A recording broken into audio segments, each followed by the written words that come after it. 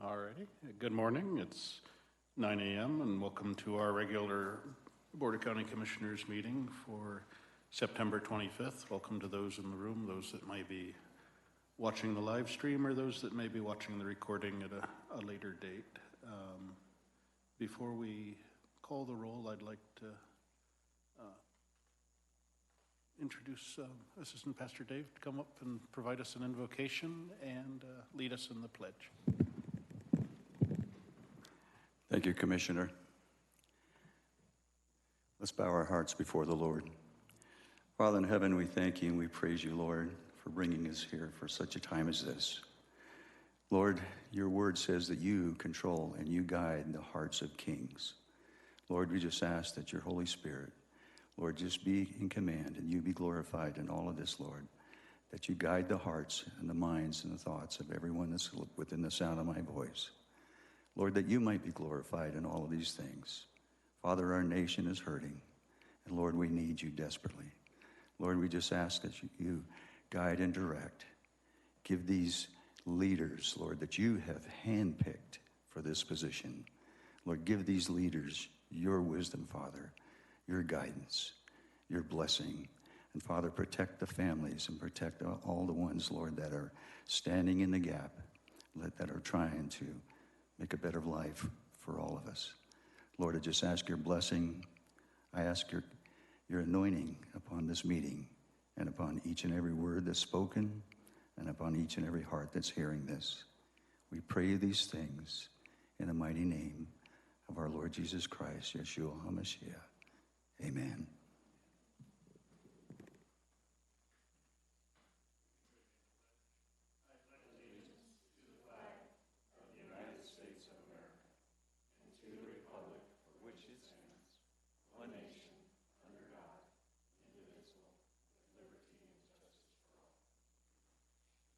Thank you, sir. All righty. It's 9:02. Emily, could you call the roll, please? Commissioner Thayer? Here. Commissioner Richardson? Here. Commissioner Schroeder? Here.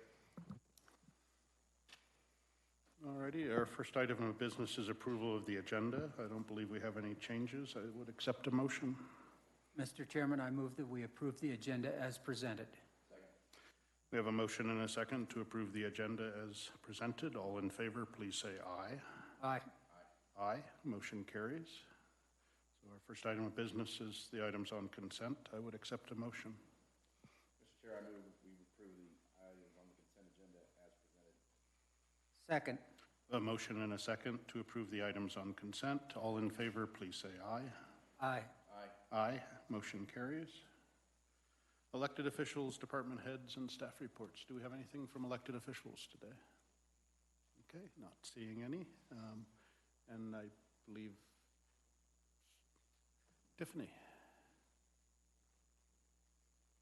Morning, Commissioners. Tiffany Hermes, Finance Director. I just wanted to give you a brief update on the budget. On September 17th, we had all the general fund departments present their budgets, their additional requests to you all in a workshop. With that information, I provided you yesterday a breakdown of all of that, along with the fund balance projections for 24 and 25 with those requests, so you all have that information to make decisions for a better rough draft that'll be due to you on October 15th. Thank you, and we did receive those. Do you have anything for Tiffany? When do you hope that we'll give you our basis for decision making?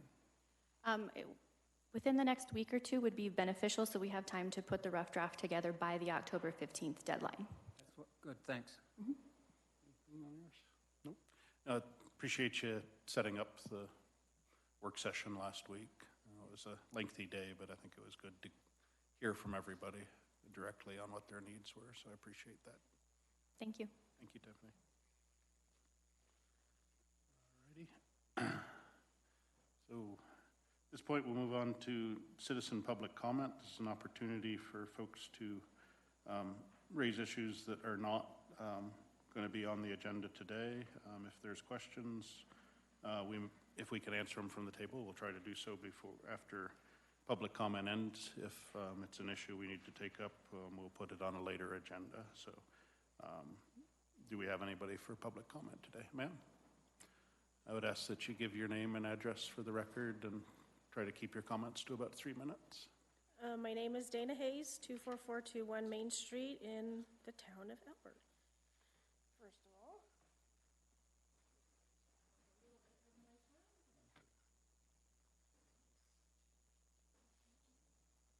Thank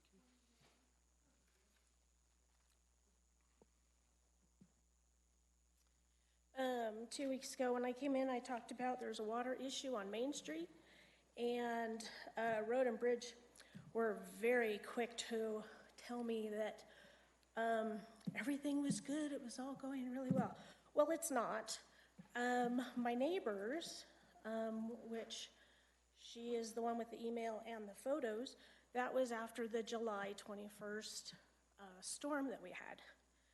She has water damage to her home, and she doesn't know the extent of it yet. They have to tear into the floor to get into the crawl space to find out what she's looking at. She has 2 very young kids, so obviously being outside was an issue, but the possibility of mold and such growing inside is going to be an issue. So there's expenses there. They've already incurred some, and there's going to be some more. One question is, how does the county handle that, considering the road is not in the shape that it should be, and it has incurred the damage to this home because of the flow of the water? The second thing is through, section 100, 120.00 or 120.02 jurisdiction. The construction standards shall apply to all land within the unincorporated areas of the county, except where superseded by the state of Colorado. Under Colorado common law, upstream property owners are prohibited from directing stormwater onto downstream neighboring properties in a quantity or a manner to cause harm. The property owners have not done any such damage, but the road, the lack of maintenance, lack of knowledge on how to grade that road has. The house just north of these neighbors also have issues, and I only have 1 copy of photos, but I will give those to you in just a minute. Also, 611.01 talks about minor and major design storms. Commissioners, that's 3 minutes. I would request extra time, thank you. Would ask that you finish up quickly. This is a bigger issue than we're going to handle. This is very quick, but I did take Okay. time to give you all Yes. this information. Yep. The objectives of the minor storm planning are to minimize inconvenience, to protect against reoccurring minor damage, to reduce rising maintenance costs, and to create an orderly drainage system, and to provide a sociological benefit for the urban resident. This is also to eliminate substantial property damage or loss of life. Fortunately, there hasn't been any of those issues. These are the photos for the property just north, and that's right out of your book. Okay, thank you, ma'am. Do we have anybody else who would like to make public comment? Carrie? Good morning, Commissioners. Carrie Giblets, 19656 Wiedemeyer Road, Elbert County Environmental Alliance. I'm just coming to ask if there are any updates on the Excel project, and then to give you an update. I've heard recently from some landowners that there are a new set of option agreements that have been sent out with a very interesting clause. It says that the landowner, upon signing, if requested by Excel, would have to attend public meetings in support of this project. So I found that very interesting. So wanted to pass that along. Thank you. Thank you, ma'am. Do we have any other public comment at this time? Sunny Mills. 27310 Forest Ridge Drive. I have some questions, just like I did when I first moved here. And I had to register my car. And somebody said, well, you go to Who Motors. It was something like out of a slapstick comedy. I said, who? What? No, where? Where? How? That's how I feel about the questions I'm going to ask you. And I don't know how I'm going to get an answer on them, but I think they need to be asked. So, first question. Did you gerrymander the districts in order to make sure that Dallas Schroeder could get his position as commissioner, since he lives on the north side of 86 and now District 2 is on the south side of 86? Did you, after counting the ballots 8 times in Elbert County, did you still believe that the ballots were not correct? How did our information get all the way to Maryland after you stole the hard drive, which was, you received a misdemeanor for, and I now understand it's become a felony? What kind of voter information was given to Fox News, the Pillow Guy, and Dominion lawsuit? Did it include our personal information? What information did it include? And here's another question for you. As representative of all of us, no matter whether we're unaffiliated, Democrat, or Republican, why would you go to a Republican fundraiser and spread lies that this election will also be fraudulent? Why did you do that when you know that 64 judges across the United States could find no evidence that 2020 was fraudulent? Not only that, but our clerk of elections was there as well. Commissioners, that's 3 minutes. Speaking. I want those questions answered. Oh, I think you'll get them, ma'am. Do we have anybody else? Okay, seeing none, we'll close public comment at this time.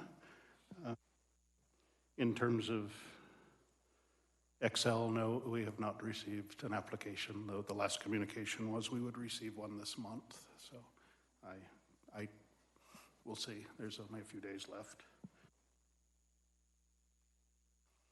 You know, there was a lot of, well,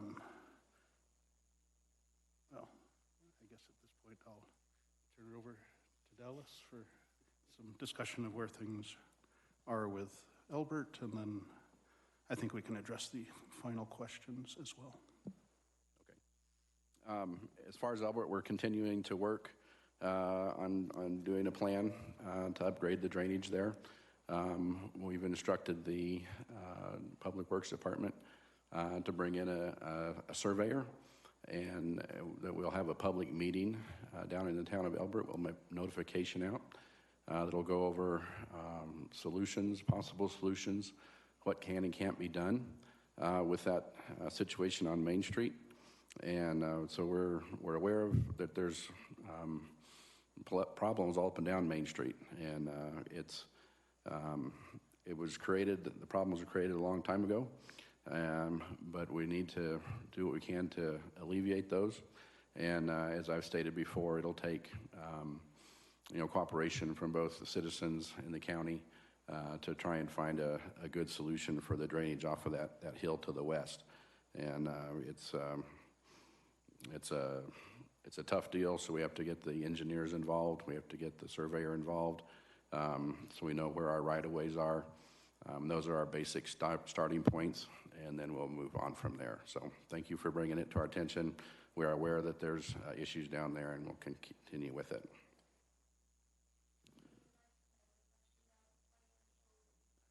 Any questions need to be, if we're still allowing public comment. We'll have to review what you provided us, ma'am, and get back with you. That's not something we can answer at this table today. Thanks. Okay, in regards to Ms. Mills' comments, be happy to answer and set the record straight on all of her egregious allegations that she just put forth. First of all, as far as gerrymandering the districts and putting forth new commissioner districts, that is something that is done statewide every 10 years based on the census. And so that after the 2020 census, we endeavored, it's the clerk's and quarter's responsibility to put together different options. And that's exactly what we did. We had several different public meetings. We put together a committee that had representatives of both Republicans and Democrats on the committee. We originally came up with about 6 or 7 different maps that we presented publicly, that we also presented to the committee. Everybody that attended public comment, which was not many, but they were all in favor of the final 2 selections that we presented to the commissioners, as was the entire committee that looked at the maps. And so to say that this was just to put me in office is completely wrong. It was not the purpose of redrawing the districts. In fact, one of the reasons the district maps that we had such a hard time putting together to look different was because we did not know at the time if Commissioner Pettit was going to run for a second term or not. And so we needed to keep him in his district so that if he had that decision that he wanted to run, that he was still there. So that was something that we had to keep in mind as we put forward different maps. There was, as I mentioned, the committee made up of 2 Democrats and 2 Republicans. When they went through, they had 2 recommendations for the new commissioner district map, which we presented those to the commissioners at the time. They are the ones that set the new districts and how they go. And that was following exactly what should be done with the statutes and how it is taken care of. From there, they made their choice on what they thought was the best way to move forward with the new districts. You can ask them, I'll let them have the opportunity. 2 of them are here. When I'm done, they can explain why they chose the districts that they did. But this idea that there was some nefarious event going on behind the scenes is just not true. It's not accurate, and it doesn't follow what we did. And if the committee has any integrity at all, they would be able to say exactly what I just said, that those were the 2 maps that they unanimously agreed on to present to the commissioners for the commissioners to make a choice. And I'll even tell you also, they even ranked the committee did. And the map that the commissioners accepted and recommended and have finally approved was the number 1 choice from the committee. And so to say this was something all backdoor is just completely false. And there's been a lot of bad, inaccurate, intentionally misleading information going on about there, and I'm absolutely happy and glad that you brought it up, Ms. Mills, that I can address it on the record, because it has been completely false. Additionally, I don't know where the idea came of counting ballots 8 times came through. What we, as we went through the process after the 2020 election, there was many questions that people were raising on both the right and the left, and it was not getting resolved. And the reason that we started to count ballots when I was a clerk after the election was to verify if what we had was accurate, to show everybody that Elbert County was doing it correctly. We weren't doing it 8 times. I don't know where that number came from. But starting in May of 2021, we went back and hand counted the presidential election in 2020 for the very express purpose of showing that the results that we presented in November of 2020 were completely accurate even with a hand count. And that was the goal of the hand count. Since then, and I believe the current clerk has continued this practice, after every election, after every certification, we would take a certain number of ballots or look at a certain race and do a hand count just for a verification of what the machine count was. And I'll tell you, it shows that what we were presenting in Elbert County using our system was accurate. And it wasn't an idea of trying to undermine, it was an endeavor to show that what we were doing was true and accurate and could be trustworthy.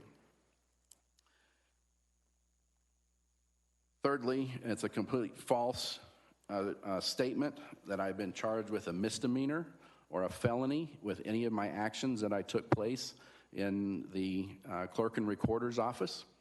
What we did was completely allowable by law.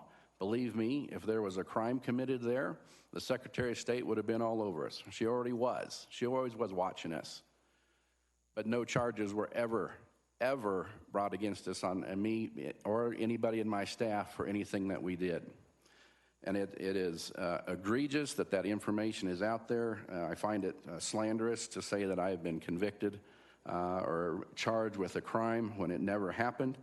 Even in one of the court cases that we had, the Deputy Secretary of State said under oath that we did nothing wrong when we made copies of our hard drives. So what were the copies? What happened? Another egregious accusation is that I was flippant and not responsible with people's personal information. And that just shows a lack of understanding of what goes on in the election system and how it goes through the process. It's either a lack of understanding or an intentional smear. And I think there are people out there in both camps. Some people just don't know, and I think there are people out there that intentionally smearing when they know something different. The only time that a person's personal information is used is through the SCORE, the statewide voter database. And that database is used to accept the ballots when they return, whether they're done with the mail, whether they're done in a drop-off box or in person. They are scanned in, the voter is giving voter credit. It moves on to our next step in where voter signature verification has taken place. After that signature has been verified, it leaves our signature verification room and it goes into the counting room.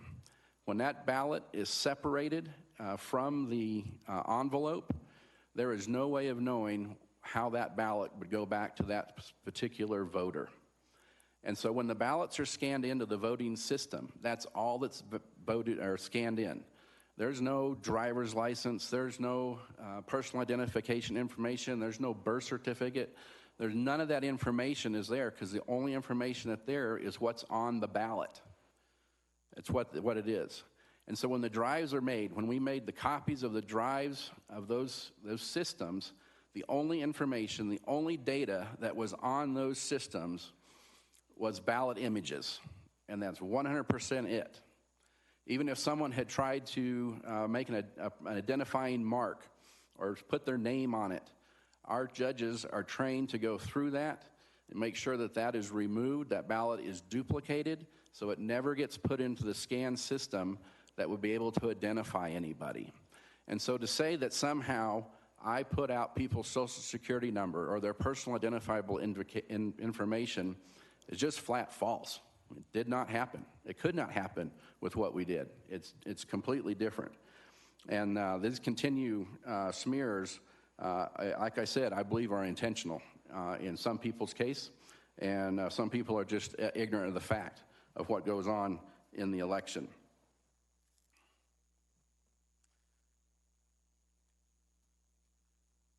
So I would encourage people, if they have questions about anything that happened while I was clerk and recorder, I always have an open door. You may always come in and ask me questions.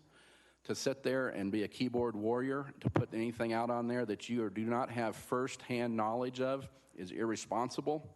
When I will sit down and talk to you, anybody listen on the video, anybody in the room, because the record needs to be set straight. There's a lot of misinformation out there. I guess I'm done. Thank you, Dallas. Got anything to No, I think Commissioner Schroeder has answered the questions very well. Thank you. All right, and I'm going to add on to this that social media is a cancer. It is often wrong. It is often purposely used to misdirect and inflame. If that's where people are getting their information, they need to seek better sources. There's a member of the press in the room. There's been members of the press in the room when we were making the decisions and workshops leading up to selection of the maps for the redistricting. What Dallas said is absolutely true in all respects. After every census, the maps need to be redrawn to balance them for population. There's a whole laundry list of items that are looked at in terms of compactness of the districts, natural breaks, et cetera, of where the boundaries should be. Those were all addressed. In previous years, that was a colored pencil and paper exercise. This year, or during this one, we had GIS working, and we had the ability to create, or we, I say, but the clerk's office and the elections department had the ability to create several maps, and they brought several maps in. The one we selected, the one that's currently in effect, was probably the one thing that Democrats and Republicans in this county have ever agreed on in my time here. So that was a kind of a powerful thing when we were looking at the maps anyway. But they made sense. They addressed potential future growth, keeping population balance throughout this next year, 10-year period. They consolidated fairly like areas of the county. District 2 was purposely drawn to include all the municipalities, so one commissioner could focus on municipal interaction. And 3 had continued, if we had continued the way we were going. District 3 already extended almost to the, it extended all the way into the southwest corner of the county to the far east, and it was going to start creeping into the southeast or to the northwest, and we were going to have 2 little tiny districts and 1 huge one. The work that was done was solid. I can tell you, I had no idea where Mr. Schroeder lived when I approved him. And I think you said something about him living north of 86. He does not. And I can recall the day he announced he was running. It was late December before the election, and my relief that somebody was actually standing up to run for District 2. Up until that point, I had no idea who was going to run or if anybody would run. So your comments were incorrect and unfair. If anybody has questions, ask the source or look in the papers. There are actual pictures from a workshop that were published in Elbert County News, high-resolution photos. You could open them up and look and see how the districts were labeled. There was no changing of anything before, after the approval was made. It's just outrageous. Information given to Fox News.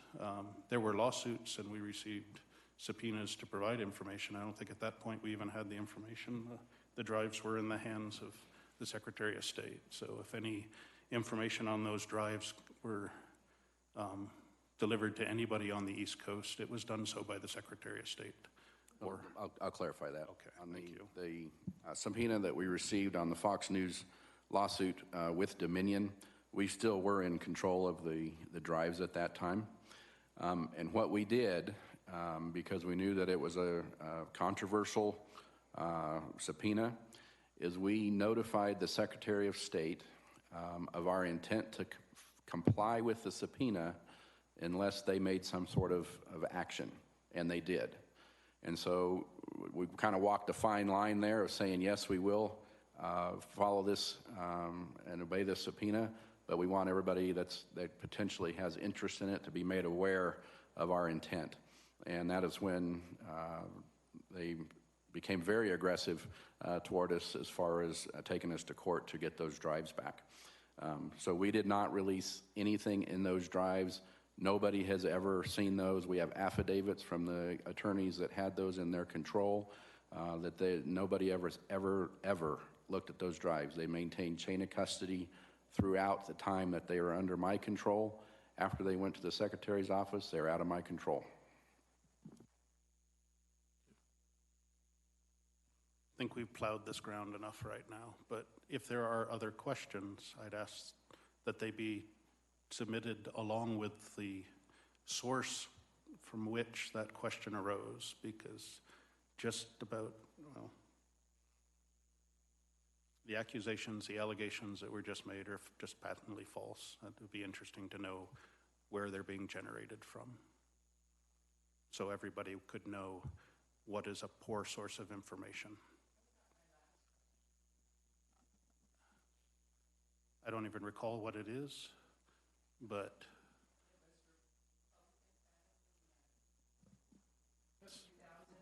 Commissioner, Okay, you heard ma'am. the podium. okay, ma'am, I've got the question. I've got the question, ma'am. Thank you. I don't really, honestly, ma'am, your time is finished. I will answer your question. Your time is finished. You had your 3 minutes. What 64 judges decided? Maybe interesting to you, not terribly interesting to me. We didn't bring any cases forward to any judge. As for a Republican fundraiser and Republican officials attending, generally that's what people of political parties do. And there's a fundraiser, they attend. I attended it. There was nothing, no lies spread. There were questions answered after the showing of the movie. You may not care for the movie. You may dispute the factual basis of the movie. That's fine. There is absolutely nothing wrong with somebody showing a movie, somebody answering questions that come up after watching a movie. I fail to see what concern that would be. It was open to the public. You could have attended if you'd wished. But at this point, comments over. We will move on to discussion items. And our first item of discussion is the contract to move to clear valid voting equipment. So where are we at on that part? I think we're pretty close. There's, I think, really only one term that still needs to be addressed for me to be satisfied with the terms and conditions of that contract. Specifically, a non-appropriations clause being included. That is a requirement just about for every contract that we enter into. And so I think there's some options for that particular language floating out there. Once we have language with respect to that particular provision of a contract, I think we're going to be ready to move forward with adoption and execution of that agreement. I know, I agree. I've been involved with the negotiation here on the contract. We had a conference call last week with Clear Ballot. We have indication from them it was just an oversight on the non-appropriations clause that they normally do them anyway. So I don't anticipate any issues with that, and I would hope and think that by next meeting we can have this as an action item on the contract. Everything else that we had questions about, negotiated with, they've thrown in some more things for us. So I'm feeling real good about the contract moving forward to the next time. So we'll anticipate that we'll have that complete by our next meeting. I think it's a reasonable assumption to make, yeah. Thanks. All righty. Moving on to our main event, presentation and discussion of the draft 2023 audit. So, Tiffany. Morning, Commissioners. Tiffany Hermes, Finance Director. Today I have Matthew with Ruben Brown here to present our 2023 audit. Morning, Matthew. Good to see you.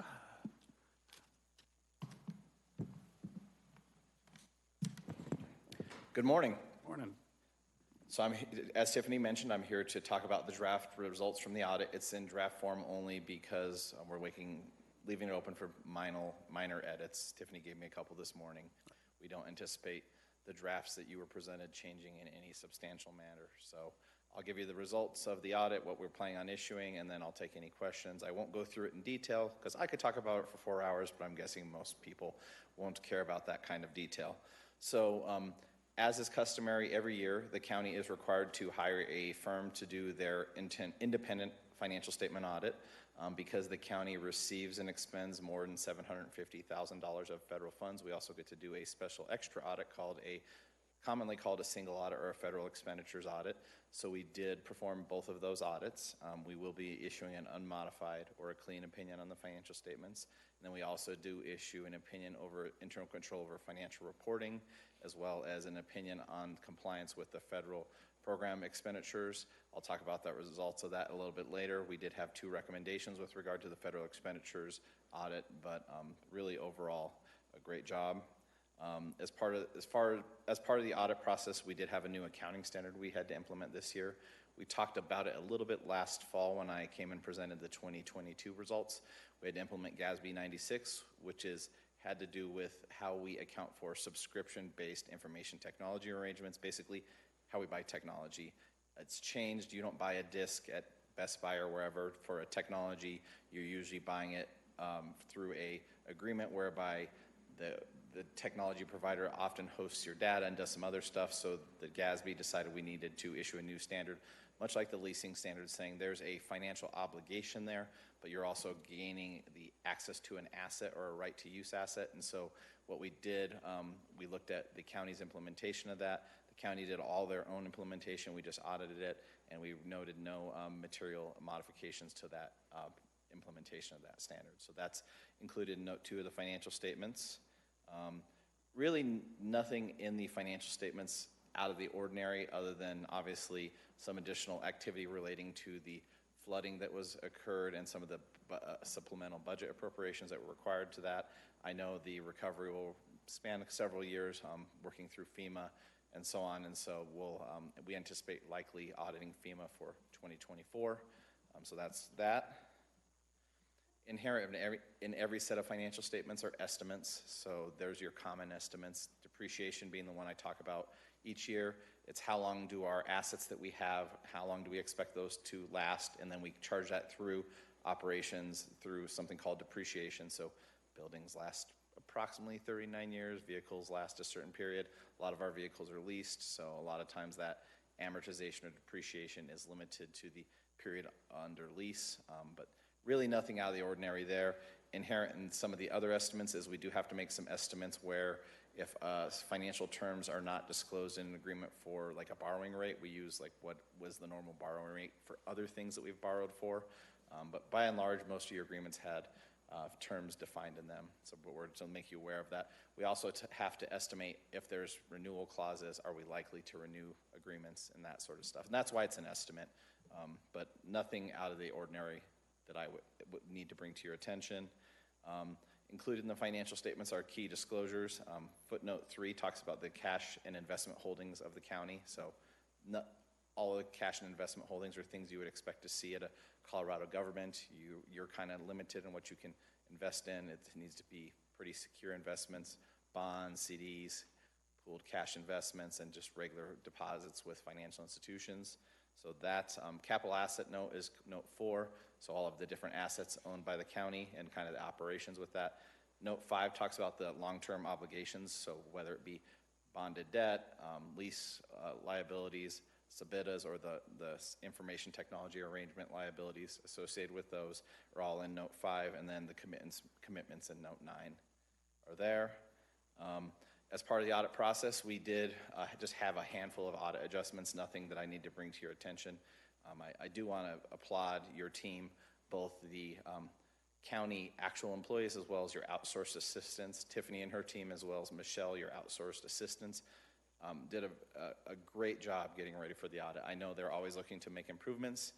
The quality information was very good. They were very collaborative and as we would have expected. And so I just want to say thank you to them for getting us where we are, and I'm excited to see where the county finance and accounting function continues to grow too. So we did have a couple of just small adjustments that we're going to pass on. They're just small. They don't change the financial picture of the county at all. We had nothing that we need to bring to your attention as far as our retention. We didn't have to go consult with any external experts. As part of the audit process, we're going to route around the management representation letter. I'm going to send that around pretty much this afternoon. I got the final of the edits from Tiffany this morning, so we anticipate getting that around. It's just a letter saying that management, when we asked for information, they provided the information fully and responded truthfully. That's really all that is. As part of the audit process, I did mention a little earlier, we did audit 3 of the federal expenditures programs. We audited the Medicaid cluster, the foster care, or Title 4E, and the child support enforcement.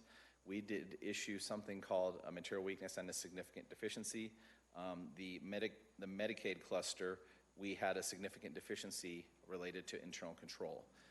We did not know any people that were receiving benefit that shouldn't be or anything like that. It's just there was a documented control that needed to happen at a certain interval. It happened, but not at the interval that it should have, mainly doing with staffing levels and the lack of a sufficient population to maybe even meet that requirement. And so the reason it's a significant deficiency and not a material weakness is because you did have a control. It just recommended the policy either be updated or modified to allow for those periods where maybe you can't meet the recommended population sample because of there weren't enough cases in a month or whatever. So that's where that's at. And then we did issue one finding that we do continue, or we consider to be a material weakness, and that's over the Title 4E program. There were certain monitoring that was not occurring within the mandated timelines by the state plan and the federal government. And we did note a small amount of benefit that was paid to a recipient that should not have been in the amount of about $2,500. Clearly not material to the overall county operations, but still something I'd like to bring to your attention. In both cases, your county management team has provided with a corrective action plan, and they're well aware of how they're going to fix that going forward. I don't anticipate it being a problem. They were very cooperative throughout the process. As far as the 4E, we did look at all of the people in that population to make sure we were very cognizant of the risk of some additional error not being found, and so we feel like we found the full magnitude of the error. As far as the upcoming accounting standards, luckily 2024 should be a little lighter. We do have Governmental Accounting Standards Statement 101 that has to do with accounting for compensated absences. I don't think it'll be nearly the work that the LISA standard and the SBITA standard were for county finance staff, but it's just something to keep your eye on. GASB's been very busy issuing standards. I started approximately 20 years ago, and we were in the 50s, and we're well over in the mid-hundreds at this point as far as they're continuing issuing standards on let's change the way this is accounting for. But other than that, your team worked very hard. We worked with finance, we worked with county manager, we worked with human services, really road and bridge, really everybody got a little visit from us. Hopefully they found it helpful, but also objective, and we really appreciate being of service to the county. Any questions? Questions or comments? Just a quick comment. If I understood everything you said there, you feel like our financial department in the county is doing a good job. Yes, vast improvement, and they're trending in a great. Yeah, that's why it's leading us to the vast improvement. Yes. And as far as the corrective action plans, you feel comfortable that what's put in place will be able to catch any issues that slip through in 2023? Yes, I know the corrective action plans were put together in conjunction with working with the state on several things too. So your department's well aware of the issues that need to be fixed, and I think they're going to lean on the state for any additional resources they might need, as well as other like agencies that might be able to provide additional best practices. But as far as I can tell, it looks like they have a very healthy handle of what they need to do. Okay, very good. Thank you. No, and I appreciate having read through the draft and I know all the back and forth and the work and the time we've seen you and your team in the building for the last many months. You do good work, and I know it's hard after you hear unmodified clean opinion to keep listening, but, I appreciate that. But, again, updating if we have policies that say we have to look at a certain number of cases over a certain time frame, and we just don't have those, clearly those need to be updated so we can have a policy that can be carried out in reality. And though I don't like to see taxpayer money going out in error, if it was a single $2,500 and not material, it's probably best that money go out to somebody in need than the reverse would have been much worse. Folks in need that were not being serviced. So I do appreciate your efforts, the report, and thank you to Tiffany and your team and Michelle for all your work. It just seemed to move smoother this year, and I know we've had issues in the past with outside support and illnesses and timelines, but looking forward to seeing the management letter and getting this filed by the end of the month. So thank you. Thank you. Commissioners, can I recommend a brief comfort break or a recess? Certainly. We'll take a 10-minute break. We are in recess. Alrighty, folks, we're going to come back out of recess. So if you have,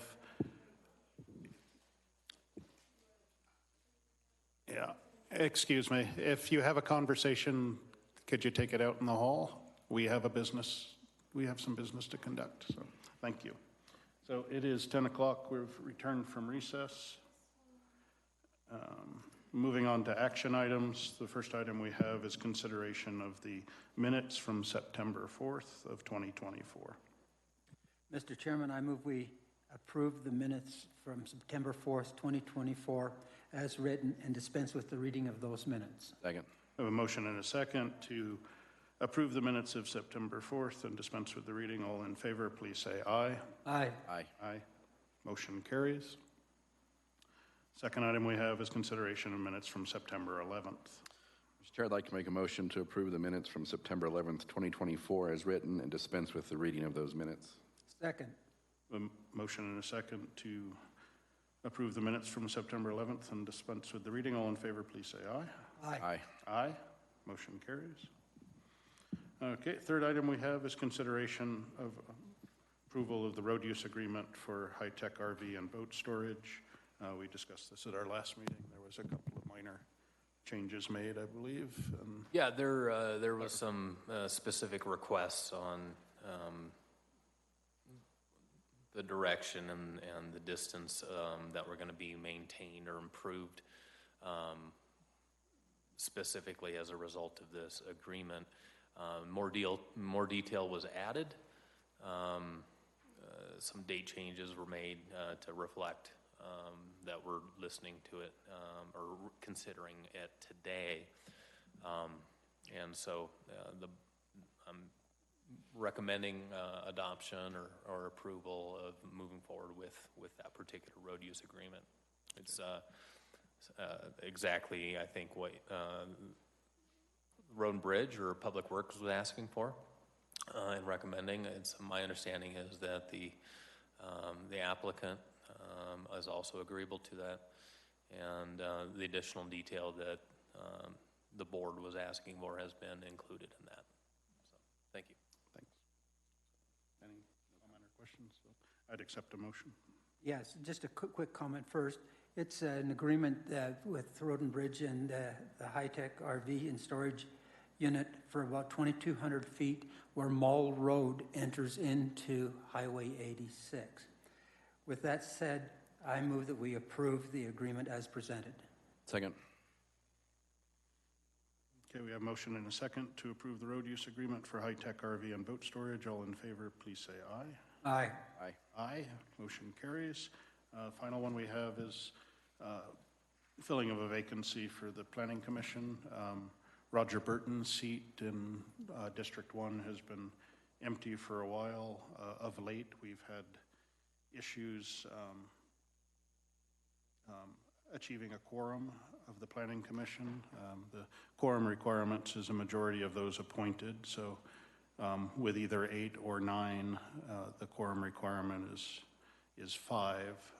So getting that filled is important to me. I was approached by Mr. John Waller, former law enforcement officer, current board member in Elizabeth Schools, and he was a candidate for Commissioner District 1 as well. I believe he's been very active within the community. He's certainly proven that the county and the community itself is very important to him. So I am nominating him to fill Mr. Burton's position. That seat does expire at the end of December of this year. So that seat will technically be open again in the coming year. So that's my nomination. I would ask for a motion, though. As chair, I cannot make a motion. Mr. Chair, I'll make a motion that we appoint John Waller to fill the vacancy on the Planning Commission. And that's District 1, right? Yeah. Yes. I second that motion. Okay. So we have a motion and a second to appoint Mr. John Waller to the vacant Planning Commission seat in District 1, and that in a term that expires in December of this year. All in favor, please say aye. Aye. Aye. Aye. Motion carries. So moving on to board planning. For our next meeting, it looks like we should have the clear ballot contract to bring forward. We'll certainly be talking about probably under discussion, just where progress is on our budget. Minutes from this meeting, any other items that come up between now and then we can add. We will very likely hold a special meeting prior to date to be determined.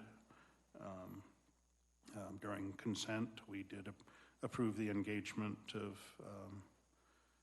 of Berg Hill and Greenleaf as outside counsel in the matter concerning our executive contracts. Once we make contact with Josh Marks, who's the actual attorney we're engaging, we'll set a time to have a special meeting that includes an executive session to have discussions with him on that matter.